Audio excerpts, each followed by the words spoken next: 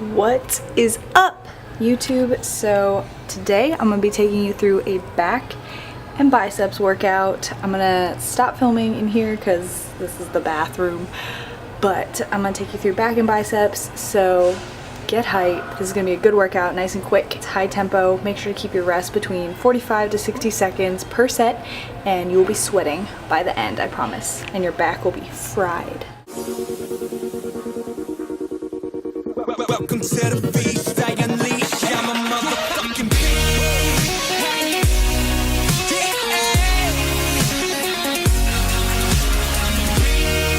beast. What is up, you guys? Welcome to this YouTube video. Today we are going to be going through a back and biceps workout like I said in the intro. So the first thing that I did that you're seeing here is an assisted wide grip pull-up machine. So I'm standing on the assist and I'm actually using a lot of weight to assist me. And the reason being is that this is my first movement after just warming up for like 5 minutes on the treadmill. I'm just using the pull-up as an activator for my lats. I'm not necessarily like trying to max out and actually pull my own weight up. I'm just trying to get into the right movement pattern that's going to get my lats firing. So your lats are the area right underneath and behind your armpit, and when you bring your elbows back behind you like you see I'm doing here, that's when they get activated. Cues for the pull-up, just make sure your chest is up and you're bringing your elbows back. You can see that I'm kind of letting them stretch at the bottom and then retracting my shoulders and then pulling my body weight up after that. I like to think about driving my elbows towards the floor rather than just pulling, and that takes some of the pressure off of my grip as well. Next movement was our first working movement. So I was doing wide grip lat pull downs. So I like to take a grip that's right outside the bend on the bar. What I'm doing here is again keeping my chest up, keeping my shoulders retracted and back, and I'm thinking about driving my elbows to the floor. So at the top, I'm not completely losing tension on the lats. I like to keep constant tension the entire time if I can. You can see that I'm pushing my chest up and out the entire time as I'm doing every single rep. And even when I'm letting the bar come up and I'm letting my lats stretch out, I'm still keeping my body still and tight. I'm not using excess momentum to swing down. And you can also see that I'm touching the top of my chest, right above where my sports bra would be. And this is the correct place you want to bring the bar down to, not anywhere below and not anywhere above.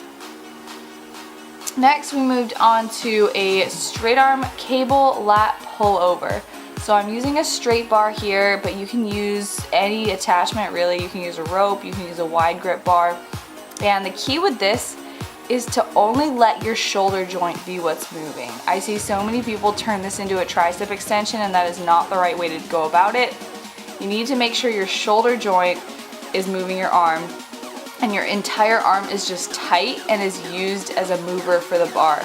So you can see that my elbow is not moving or bending at all. It should feel somewhat like a row or a pull down. When you're at the back, you're thinking about your elbows coming behind your body and squeezing that lat area as hard as you can. So you can see I have a slight forward lean here. That's to promote me pushing my chest forward and up as I pull the bar over. Next, we moved on to a seated row. So really simple with these. Just get into a comfortable position and let the attachment come out to stretch your lats, and then pull your elbows back at the back of the movement to really feel the contraction. So I like to think about bringing the attachment to my belly button rather than to my chest, and that's going to help you activate your lats because you're going to be keeping your arms tighter to your sides. Also think about pulling through the elbow, not necessarily just gripping the attachment. What I like to do is I'll use a hook grip, which just means I'm not folding my thumbs over onto the other side, and this actually helps me keep my forearms out of the pull and just use my elbows as the main mover. For all of these movements, you should basically be pretending like the weight is tied to your elbow and that's how you're pulling it. If you're imagining that that's how it's set up, it's much easier to feel the movement in your back rather than in your grip. Now for a lot of beginners, your grip strength is going to give out first on a heavy pull day. That's just your body needs to get used to the amount of weight that you're gripping and pulling, and your forearms might feel kind of swollen. That's normal for beginners, but just know that that gets better over time, just like your strength does. Just like you get used to being sore and you might not be as sore over time, it's the same thing for your grip strength. Then we moved on to this hammer strength ISO lat pullover. I love the hammer strength machines for back. So this one is an underhand grip, which is using a little bit more bicep, which is fine. And this is my last exercise before transitioning into biceps, so it's kind of a perfect flip over.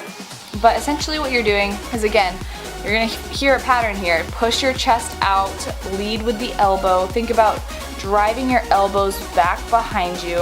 I'm thinking about not only pulling down, but pulling back as well while keeping my elbow nice and tight to my body.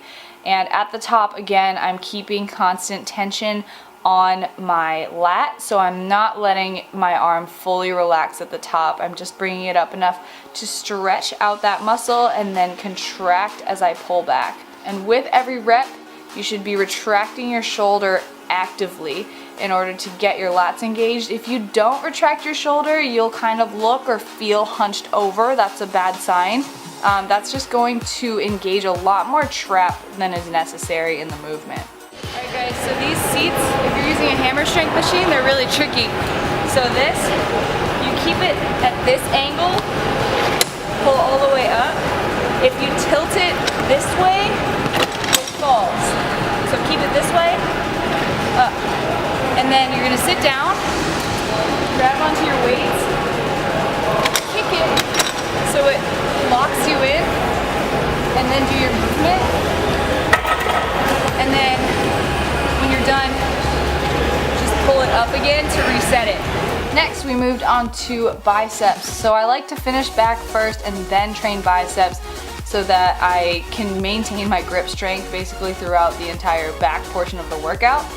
So I'm just doing seated bicep curls here, alternating arms, and we're keeping it really simple, just focusing on bringing my pinkies up towards my shoulders at the top of every single curl and not using a lot of momentum to bring the weight up and squeezing my bicep at the top. For this, I did do a drop set on the last set, and you can see that I dropped from 20s to 12.5s. So for a drop set, I highly recommend just dropping around 30 to 40%, basically a little bit above what half of the weight would be. That's a great weight to do a drop set for because you're going to get a decent number of reps in, but you're also still going to feel very, very fatigued and burnt out by the end of that drop set.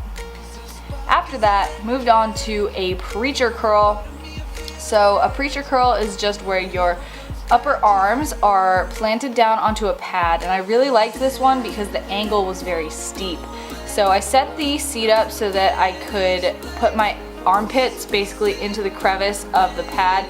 That's where you should be. It should hurt your boobs a little bit, girls. Like, it's pretty much kind of uncomfortable the entire time, but it's a great bicep exercise. What I think activates biceps the most with a preacher curl is coming as far down as you possibly can without losing tension on the bar, and then not coming all the way up. If I went any farther than you're seeing in this clip, then I would pretty much just lose tension on the bicep. So I just come up to like a little bit above 90 degrees and I get the most bicep activation in that range of motion. Lastly, the final exercise was a cable single arm hammer curl. Now you can do this on any cable, but I just decided to do it on this machine because it was convenient at the time. Essentially, I'm not using the handle attachment. As you can see, I'm holding the little bead instead. For a hammer curl, you want to incorporate more forearm as well as bicep, and you want to keep your wrist facing in the entire time as you pull up rather than letting your wrists fall back. So that's the difference between a hammer curl and a normal curl. And basically I'm just bringing my arms straight up and contracting my bicep at the top, and this is actually so that I can help improve my grip strength. I'm training my forearms a little bit at the end of this workout. So if you struggle with grip strength, I highly recommend implementing some hammer curls or reverse curls at the end of your back and biceps workout so that you can speed up the strength of your grip strength over time. And then finally I did a drop set on the last set for these curls as well. So I grabbed both of the handles, and these are an example of a cable bicep curl because my wrists are facing up and I'm squeezing my biceps at the top without using so much forearm. So this was just to burn out my biceps at the end of the workout, and that's really it. So nice, quick, fast-paced workout. Like I said, take 45 to 60 seconds rest for every single exercise and you will be sweating by the end. Thank you guys so much for watching, and I'll see you in the next part of this video. Alright guys, so I'm home. I sat in traffic for way too long, so now I'm starving. So what I'm going to do is I'm going to heat up a meal dealers. So this is my favorite one, is the pancakes and turkey sausage. And you can use Marissa for 10% off your order on all meal dealers if you're in the DMV area, Lancaster, Pennsylvania, or Philly.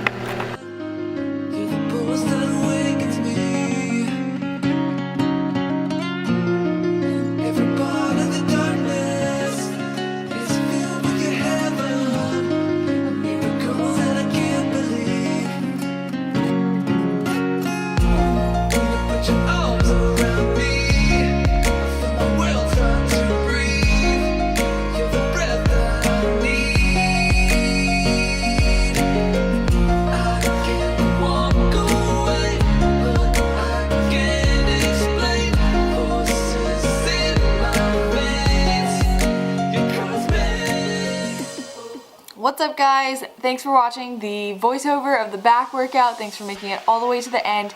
If you did get all the way to the end, then let me know by hitting thumbs up on this video. It helps to spread my channel around YouTube if it gets more thumbs up. So I would absolutely love that because that's the end goal, honestly, is to grow my YouTube channel. So if you found it helpful, share it with a friend. I would really appreciate it. And workout is also great for guys to do as well. Training back is really just a universal thing. There's no movements that are like forbidden for girls or forbidden for guys. So if you want to build that V taper back that makes your waist look smaller, then I highly recommend go ahead and give this workout a shot. I'm actually testing out my new microphone today. It's not a Rode, but it was on Amazon. I got 5 stars. So if you guys like the sound quality of this voiceover and of me talking right now, this is with a new mic, so comment below if you can hear a difference, and I would love to know your feedback on that. I'm really excited to just step up the quality of my videos. From now on, I'm messing with the settings, video settings, and trying to make that as good quality as possible as well. If you guys do notice that the back workout footage is very washed out and very overexposed, I do apologize for that. I still wanted to put the footage out there for you guys because you can still see what I'm doing, but I tried to tone it down as much as I could when I edited it, but it is very overexposed because I was messing with the settings beforehand and forgot to switch it back to auto. From now on, that shouldn't be an issue, but thank you guys for your patience. I am still just learning how to work this damn camera, but let me know in the comments below anything you'd like to see from me. The next video coming out on Monday is going to be a Tuesday. The next video coming out on Tuesday is going to be what supplements I take for fat loss. So stay tuned for that, and I'll see you guys in the next video. Thanks so much for watching.